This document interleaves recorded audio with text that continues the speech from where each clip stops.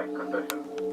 The program consisted in the main of further wind tunnel tests at Ames Research Center to prove the effects of these modifications. If you look at this craft and you look at Project 1794, you note that the diagrams of the UFO in 1794 are dramatically different than the craft that they wound up.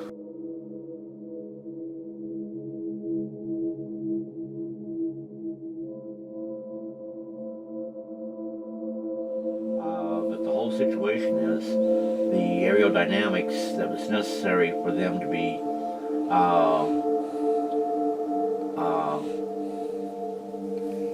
going several thousand miles an hour, we couldn't get that. So you say that they tried to make similar crafts like this? Yeah, and all of this all ties into really back engineering. Oh, I think we still try to do it. Okay. And okay, that's the. Here's a drawing of another one of the crafts that we were trying to hit up on.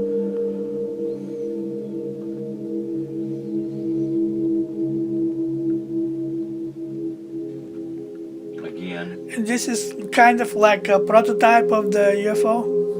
Right, of the... I mean, taken from the... that we wanted to make. That we actually were wanting to back engineer. We could never get UFOs to fully work the way we wanted to. But that being said, and I have to be very careful and stress this, with that being said, it's like, you know, there was certain aspects through the exploitation of the recovered craft that we did recover and the debris that we did recover, that we could back engineer certain items that advanced our technologies 1,000-fold or even better.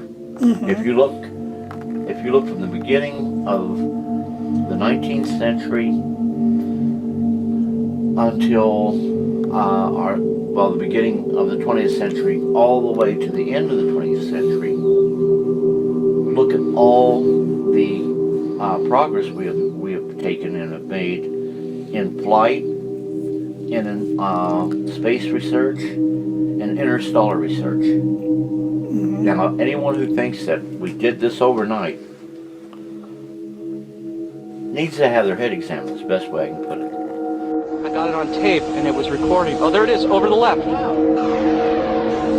That's a UFO there. The speed was extraordinary. It looks like a flying saucer. Have I been inside of you? Yes, I have. How looks inside? This is different levels inside, or what? Yeah, and I mean, you know, it's very like difficult. Floors? Different floors? You can have that, not necessarily on all of them, but you can have. But you got to keep in mind one thing: when you go into a UFO, in many cases, it's not like going into an aircraft out here on the airfield, because you know, you see how big the aircraft looks on it's the outside. It's completely different, probably. Oh, absolutely. Well, you know, you see the aircraft, how it looks on the outside, how big it is. Yeah. You go in. When you go into that aircraft, it's not going to be any bigger on the inside than what it was on the outside. With UFOs, you see a UFO, you know, a interstellar spacecraft, whether it's multidimensional or it's of extraterrestrial origin, meaning it comes from another solar system within our universe, or other existing universe. When you get in there, you know, you might have 35 foot disc object on the outside. You get on the inside, that could be several thousand feet on the inside. How that happen? Well, the only way I can explain it is that there is a distortion of space-time. And, you know, I'm not a scientist, so I can't explain fully how it happens. I know that some scientific personnel have been trying to explain this phenomenon. And, you know, not necessarily even those who believe in UFOs, but have had people who have talked about it, other than just myself, who said, look, you know, It was a small craft on the outside when I went back, or when I went in it. It was huge on the inside. So what you saw inside? A control department. I've seen a crew area that looked like they had beds, nothing like what we have. They looked metal. Only thing is that they wasn't really metal. And they didn't have anything like what we call mattresses. When you watch these seats, can you tell us what kind of size have these passengers or Different people? sizes. I mean, like small or like us? I mean, like the human size or? Well, from what I have seen, most of them were small. Okay. But, you have some entities that are huge. You have some that aren't humanoid. You have some craft that I'm sure, because like I said before, I haven't seen every minute detail of every craft that we've come in contact with, are the crafts that are out there that exist. But the ones I have seen, they have, for lack of a better term, I'll say seats that you could sit down in, nothing like the seats we could identify as far as the material they were made out of. You'd see them, they might look metal or plastic, but the situation is, if you went ahead and sit down on them, they're comfortable. They're not like sitting down on a plastic seat or one of these metal fold-out chairs. You actually can conform to the chair. It will conform to your body to make it to where you're comfortable. They would go ahead and have control panels. Control panels sometimes would have dials, some wouldn't have dials. Some of them would have very little instrumentation on them whatsoever. You would have rooms that obviously were, or should I say compartments, that were obviously places for them, for lack of a better term, I'd say recreational, or even dining areas, but they didn't have tables like we have. You would have compartments inside the walls. Probably they don't eat. Well, they eat. What kind of like food we they eat? Huh? Well, if you'd ask them, Something chemicals, liquids? More vegetarian.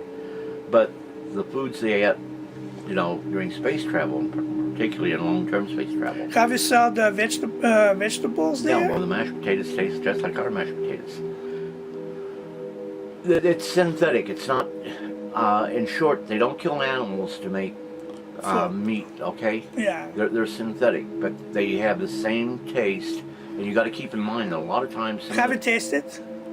I have, and you have like how can I put this? You eat something like grind beef there. It tastes like grind beef. Hamburger. That's what it tastes like. However, there's no meat product there. How you feel after that, taking that food? After I took it initially, the first time I took it, I thought it was, just a hamburger. And I thought, okay, did the cow come from this planet or some other planet? But then I was told, well, it didn't come from no animal. No animals were killed. Have you saw the bodies in these aircrafts? Dead bodies, probably. Because normally, by the time we get in there was no bodies, and that was all removed. And normally, what I had to contact or had to deal with was with the living entities. When I'd go on in, I'd be trying to pick up on the impressions and emotions by the living entities that might be there, and sometimes some that might be deceased. you saw life. Oh yeah, and I mean, when we went there. How they reacted when they saw you? Well, a lot of times they would act scared because, They was scared from you, or you not was? necessarily of me. But I mean, when you went there, you better believe you were afraid. Anybody that tells you when they're going out for a recovery, no two recoveries are the same. And you never know what to expect when you go to a recovery. Bad things can happen, not because they're mean and hostile and evil and all that, but bad things can happen for one reason. Probably they can predict it. They're not predicting. They know that man is very What is capable antisocial to do. and very evil and very self-centered and is full and consumed with greed. The whole situation is that, and I'll tell you right now, we've been warned. We're not going out into space to go and create military bases in order for us to go ahead and launch our military might and control over this planet and other life forms that might be out there. That is not what they are about. It's not what we're really about. The one thing that worries me right now with this last election, I view this year as a year of hate. And I won't go into detail, but I know that our visitors are very concerned about this election in the United States for this year. There's a whole lot of things I could say about why they're concerned, about how they feel about certain things.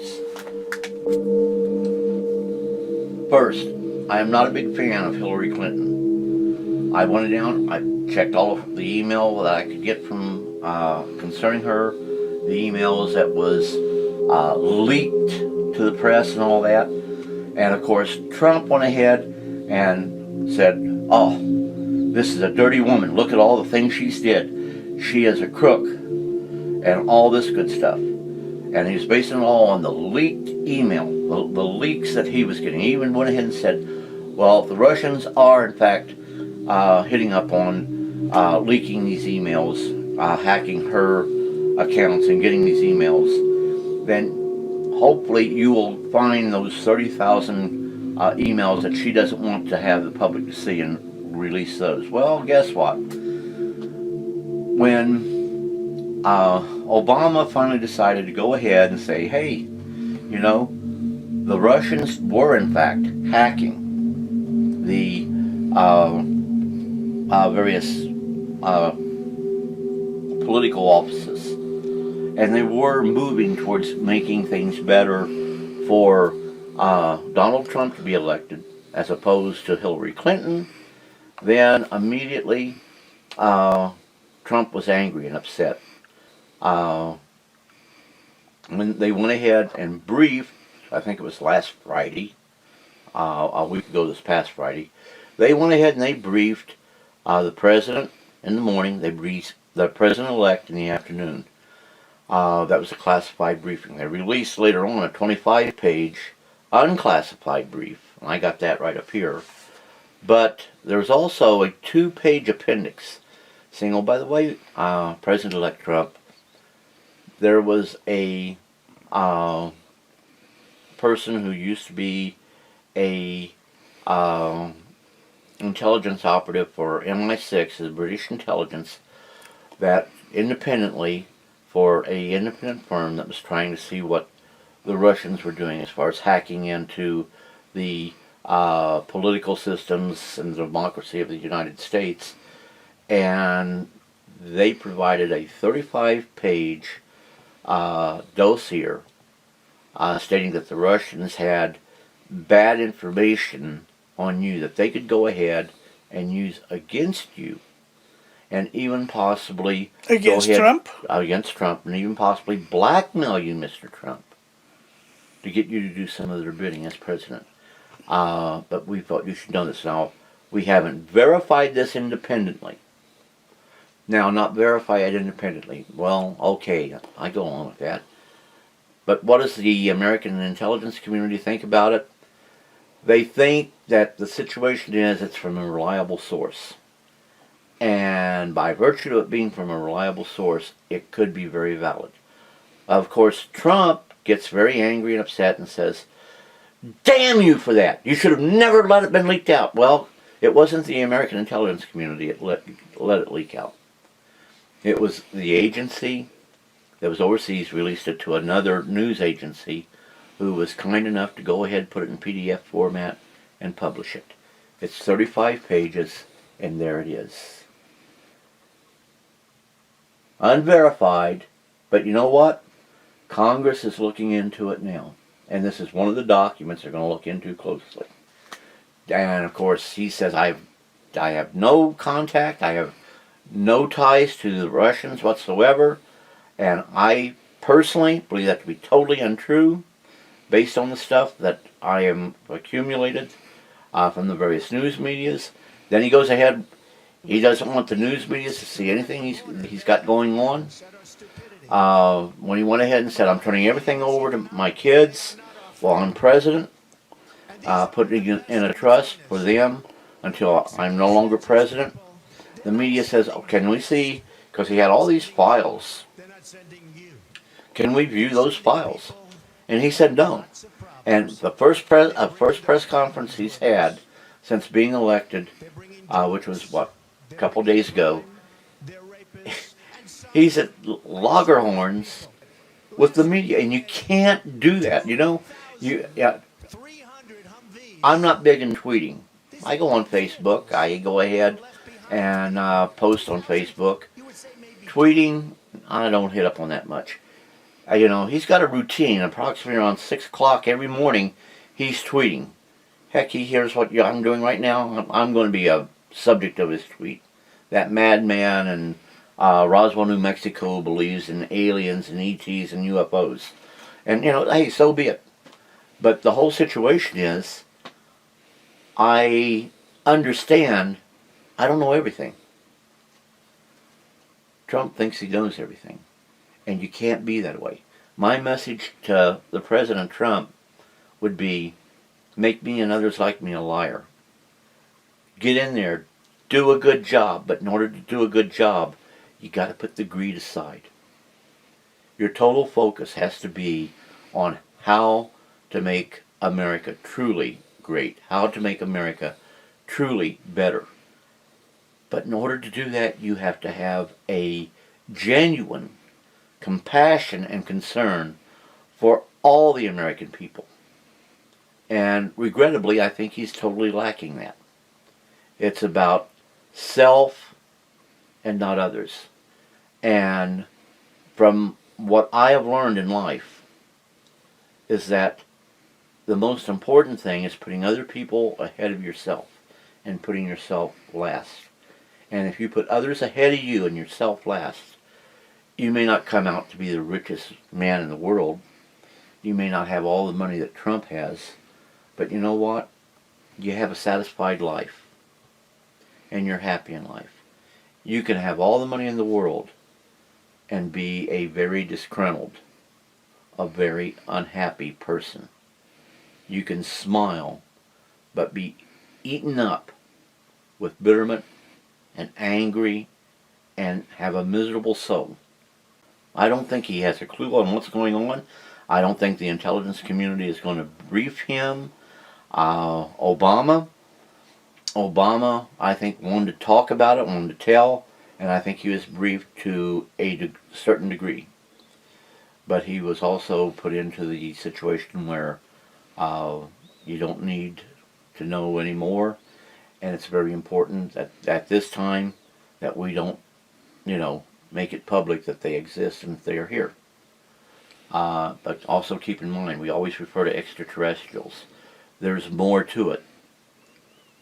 They are a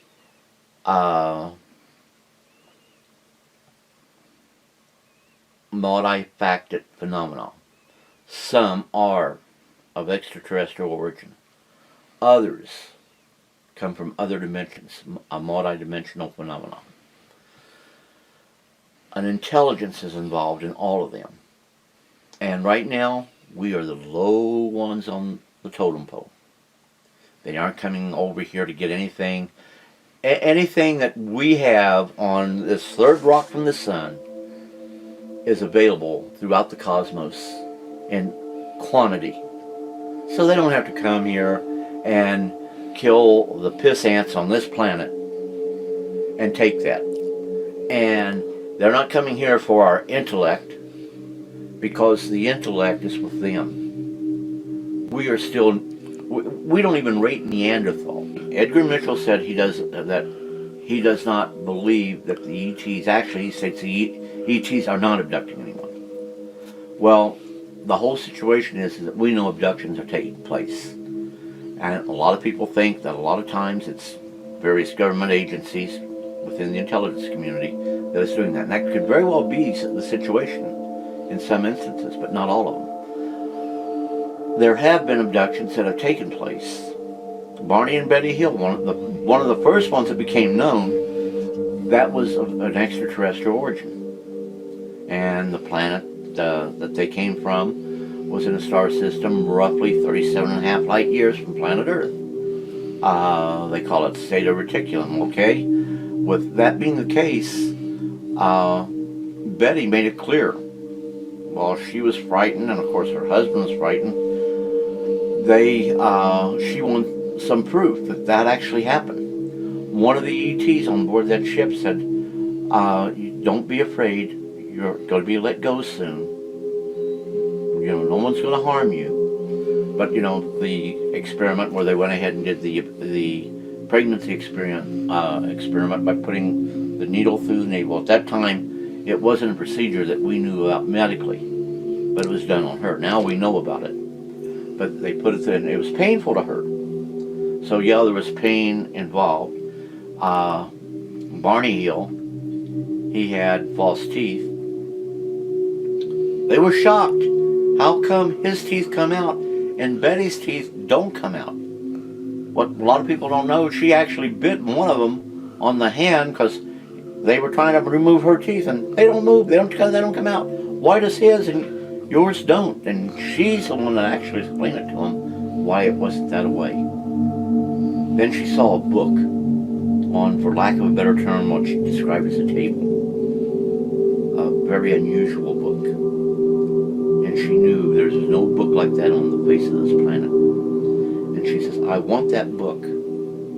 I want to take that book with me because if I take that book and I can show it to other people, then they will know like a proof. This really happened. It would be proof. And the one that was befriending her said, it's okay, when you leave, you can take the book with you. Then the one that appeared, the ET that appeared to be in charge, came up and scolded the one that was being friendly to her and says, no, she can't take it with her. When they leave here, they can have no memory whatsoever of what took place here, of what happened. We cannot let that be known at this time. So the whole situation that happened in 65, they wouldn't find out about it until what, 68, 69? Oh, I'm sorry. It was in 60, I think it was 61 when the incident actually happened. 65 is when they finally tried to get help to explain the dreams that they were having. It was put under hypnosis. Well, the whole situation is that abductions have been taking place. A lot of the abductions you hear nowadays, a lot of them are, you know, just hot air. Travis from Arizona, he has very bad experiences. Travis, you know, that was real, but the whole situation is they saved his life. Of course, they killed him by accident, but they brought him back to life. When we go out here and you know, people say, well, that's an entirely different situation. No, it's not. They're here, they see the animals on this planet, and the animals are doing everything they can to destroy themselves. And, you know, the situation is, it'd be nice if they would grow more spiritual and survive, and eventually join the others out there in peaceable scientific exploration of the universe in the other dimensions. But first, you have to get that spiritual essence.